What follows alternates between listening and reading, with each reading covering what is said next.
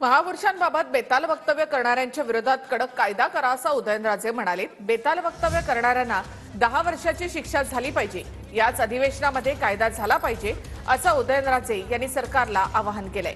कायदा झाला नाही तर तुमचं महाराजांवरचं प्रेम बेगडी आहे असं उदयनराजे म्हणाले। राजेशाही असते ना, आता तुमच्याकडे अधिकार असते तर तुम्ही काय शिक्षा दिली? कोणाला? त्या लोकांना राजेशाही असती आणि अधिकार तुमच्याकडे असते, तुम्ही काय शिक्षा दिली? उगीच त्या काळात कडेलोट हे तो निर्माण केला नव्हता। दुसरं काय?